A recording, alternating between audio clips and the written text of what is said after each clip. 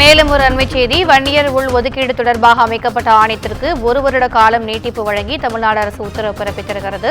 நீதியரசர் பாரதிதாசன் தலைமையிலான பிற்படுத்தப்பட்டோர் நல ஆணையத்திற்கு 1 வருட காலம் நீட்டிப்பு வழங்கி தமிழ்நாடு அரசு உத்தரவிட்டிருக்கிறது.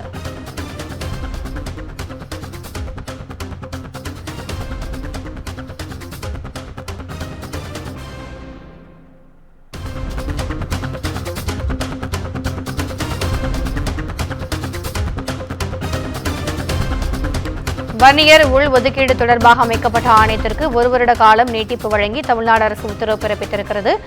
இதுகுறித்தான கூடுதல் விவரங்களை எமது செய்தியாளர் கீதன் வழங்க கேட்கலாம். வணக்கம் கீதன், இதுகுறித்தான கூடுதல் விவரங்கள்.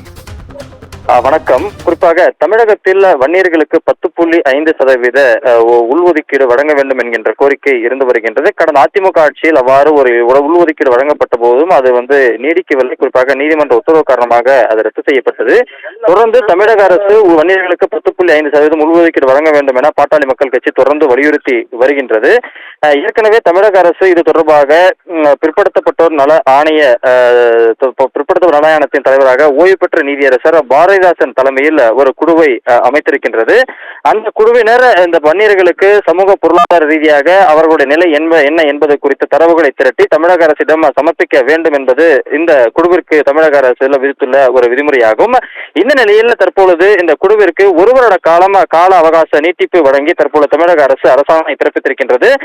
குறிப்பாக ஓய்வு பெற்ற நீதியரசர் பாரதிதாசன் அவர்கள் தமிழக அரசிடம் கால நீட்டிப்பு வழங்க வேண்டும் என்கின்ற அந்த கோரிக்கையினை ஏற்று இந்த கால அவகாசம் வழங்கப்பட்டுள்ளதாக தெரிவிக்கப்பட்டிருக்கின்றது.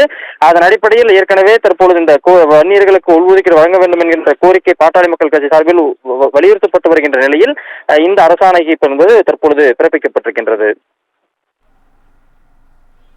கூடுதல் விவரங்களுக்கு நன்றி கீதன்.